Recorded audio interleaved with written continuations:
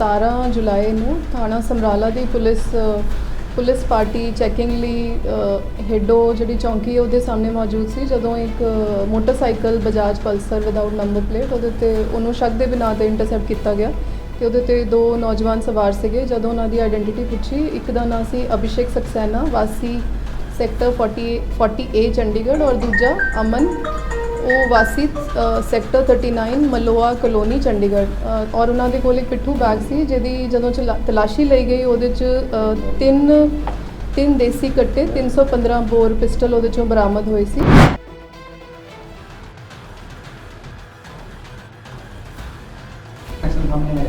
ਹਲੇ ਤੱਕ ਕੋਈ ਸਪਲਾਈ ਦਾ ਤਾਂ ਨਹੀਂ ਆਇਆ but due to social media ਇੱਦਾਂ ਦੇ ਬਹੁਤ ਸਾਰੇ ਇਨਫਲੂਐਂਸਰਸ ਘੁੰਮਦੇ ਜਿਹੜੇ ਯੰਗ ਲੜਕੇ ਦੋਨੋਂ, ਇੱਕ 22 ਸਾਲ ਦਾ ਇੱਕ 18 ਦਾ, ਇੱਦਾਂ ਦੇ ਸੋਸ਼ਲ ਮੀਡੀਆ ਤੇ ਬਹੁਤ ਸਾਰੇ ਇਲੀਗਲ ਇੱਦਾਂ ਦੇ ਐਂਟੀਟੀਜ਼ ਹੁੰਦੀਆਂ ਜਿਹੜੀ ਤੁਹਾਨੂੰ ਲਿਓਰ ਕਰਦੀਆਂ ਔਰ ਇਹੀ ਇਸ ਤਰ੍ਹਾਂ ਦਾ ਜਿਹੜਾ ਸਾਡੀ ਰਿਕਵਰੀ ਹੁੰਦੀ ਹੈ। ਅਸੀਂ ਯੰਗ ਪੇਰੈਂਟਸ ਜਿਨ੍ਹਾਂ ਦੇ ਮੁੰਡੇ ਇਸ ਤਰ੍ਹਾਂ ਦੀ ਏਜ 'ਚ ਯੂਥ ਹੈ ਉਹਨਾਂ ਨੂੰ ਇੱਕ ਮੈਸੇਜ ਹੀ ਜਾਂਦਾ ਹੈ ਕਿ ਬਿਕੋਜ਼ ਇਹਨਾਂ ਦਾ ਕੋਈ ਪ੍ਰਾਇਰ ਕ੍ਰਿਮੀਨਲ ਬੈਕਗਰਾਊਂਡ ਨਹੀਂ ਹੈ, ਪ੍ਰਾਈਵੇਟ ਜੌਬ ਕਰਦੇ ਆ ਬਟ ਇਸ ਤਰ੍ਹਾਂ ਦਾ ਵੈਪਨ ਲੈ ਕੇ ਹੁਣ ਇੰਟਰਸੈਪਟ ਕੀਤੇ ਗਏ ਤੇ ਫੜੇ ਗਏ ਤੇ ਇਹਨਾਂ ਤੇ ਹੁਣ ਪਰਚਾ ਹੋ ਗਿਆ।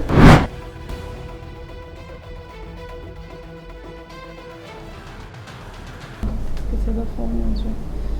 ਸਾਡਾ ਜੀ ਜਿਹੜਾ ਖੰਨਾ ਪੁਲਿਸ ਦੀ ਕੰਟੀਨਿਊ ਡਰਾਈਵ ਚੱਲ ਰਹੀ ਹੈ ਮਾੜੇ ਅਨਸਰਾਂ ਦੇ ਖਿਲਾਫ, ਉਹਦੇ ਹੀ ਕੰਟੀਨਿਊਏਸ਼ਨ 'ਚ ਸਾਨੂੰ ਪਿਛਲੇ ਦਿਨੀ ਸਫਲਤਾ ਮਿਲੀ ਹੈ ਜਦੋਂ ਸਾਡੀ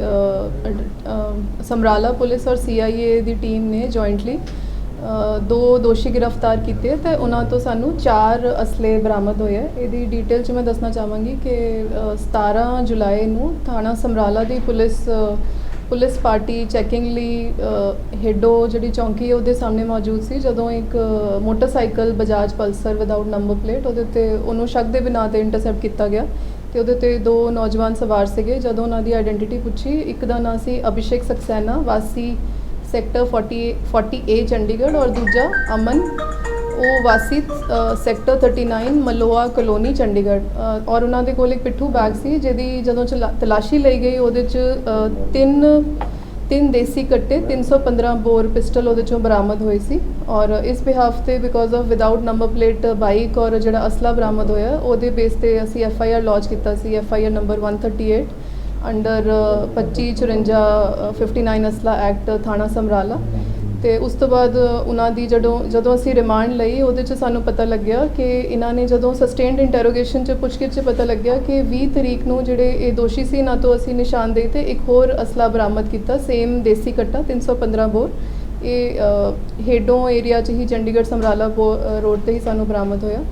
ਔਰ ਡਿਊਰਿੰਗ ਇਨਵੈਸਟੀਗੇਸ਼ਨ ਇਹ ਪਤਾ ਚੱਲਿਆ ਕਿ ਜਿਹੜਾ ਦੋਸ਼ੀ ਅਮਨ ਹੈ ਉਹ ਇੰਸਟਾਗ੍ਰਾਮ ਦੇ ਥਰੂ ਇੱਕ ਹਲੇ ਤੱਕ ਅਨਨੋਨ ਬੰਦਾ ਹੈ ਉਹਦੇ ਕੰਟੈਕਟ 'ਚ ਰਹਿ ਕੇ ਅਭਿਸ਼ੇਕ ਨੂੰ ਲੈ ਕੇ ਗਿਆ ਸੀ ਖਰੜ, ਉੱਥੋਂ ਇਹਨੇ ਇਹ ਵੈਪਨਸ ਜਿਹੜੇ ਪ੍ਰੋਕਿਓਰ ਕੀਤੇ ਤੇ ਅੱਗੇ ਦਾ ਪਲਾਨ ਸੀ ਲੁਧਿਆਣਾ ਇਹਨਾਂ ਨੂੰ ਸਪਲਾਈ ਕਰਨ ਦਾ।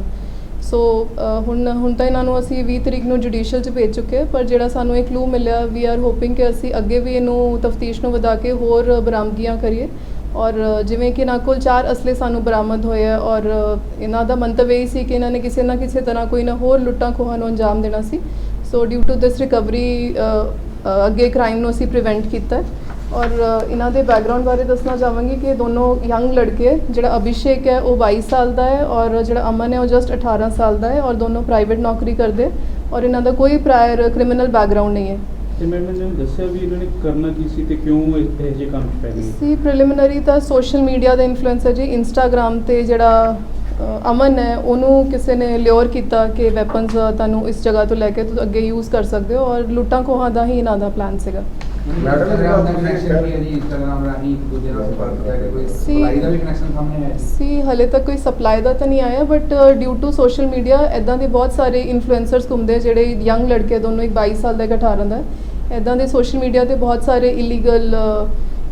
ਇੱਦਾਂ ਦੇ ਐਂਟੀਟੀਜ਼ ਹੁੰਦੀਆਂ ਜਿਹੜੀ ਤੁਹਾਨੂੰ ਲਿਓਰ ਕਰਦੀਆਂ ਔਰ ਇਹੀ ਇਸ ਤਰ੍ਹਾਂ ਦਾ ਜਿਹੜਾ ਸਾਡੀ ਰਿਕਵਰੀ ਹੁੰਦੀ ਹੈ। ਅਸੀਂ ਯੰਗ ਪੇਰੈਂਟਸ ਜਿਨ੍ਹਾਂ ਦੇ ਮੁੰਡੇ ਇਸ ਤਰ੍ਹਾਂ ਦੀ ਏਜ 'ਚ ਯੂਥ ਹੈ ਉਹਨਾਂ ਨੂੰ ਇੱਕ ਮੈਸੇਜ ਹੀ ਜਾਂਦਾ ਹੈ ਕਿ ਬਿਕੋਜ਼ ਇਹਨਾਂ ਦਾ ਕੋਈ ਪ੍ਰਾਇਰ ਕ੍ਰਿਮੀਨਲ ਬੈਕਗਰਾਉਂਡ ਨਹੀਂ ਹੈ, ਪ੍ਰਾਈਵੇਟ ਜੌਬ ਕਰਦੇ ਆ ਬਟ ਇਸ ਤਰ੍ਹਾਂ ਦਾ ਵੈਪਨ ਲੈ ਕੇ ਹੁਣ ਇੰਟਰਸੈਪਟ ਕੀਤੇ ਗਏ ਤੇ ਫੜੇ ਗਏ ਤੇ ਇਹਨਾਂ ਤੇ ਹੁਣ ਪਰਚਾ ਹੋ ਗਿਆ। So it is a message to our youth ਕਿ don't get lured by these sites. Madam ਤੁਸੀਂ ਕਿਹਾ ਵੀ ਇਹਨਾਂ ਨੂੰ ਅਸੀਂ ਗ੍ਰਿਫਤਾਰ ਕੀਤਾ ਖਰੜ, ਇਹਨਾਂ ਖਰੜ ਤੋਂ ਲੈ ਕੇ ਆਏ ਨੇ। ਹਾਂਜੀ, ਪੁੱਛਗਿੱਛ ਕੌਣ ਹੈ ਅੱਗੇ ਕਿੱਥੋਂ ਲੈ ਕੇ? ਦੇਖੋ ਜੀ ਫਿਲਹਾਲ ਸਾਨੂੰ ਇਹਨਾਂ ਦੀ ਹਲੇ ਰਿਮਾਂਡ ਨਹੀਂ ਮਿਲੀ ਬਟ ਵੀ ਆਰ ਟਰਾਈਂਗ ਇਹਦਾ ਲਿੰਕ ਕੱਢਾਂਗੇ ਤੇ ਫਿਰ ਇਹਨਾਂ ਨੂੰ ਲੈ ਕੇ ਆਵਾਂਗੇ so that we can clear out the links. ਹਾਂਜੀ ਮੈਨੂੰ ਜਿਹੜਾ ਸੈਕੰਡ ਕੇਸ ਹੈ ਜੀ ਮਾਈਨਿੰਗ ਵਾਲਾ ਉਹ ਹਾਂਜੀ। ਅਪਡੇਟ ਕੀ ਹੈ ਜੀ? ਮਾਈਨਿੰਗ ਦਾ ਅਪਡੇਟ ਹੀ ਤੁਹਾਨੂੰ ਚਾਹੀਦਾ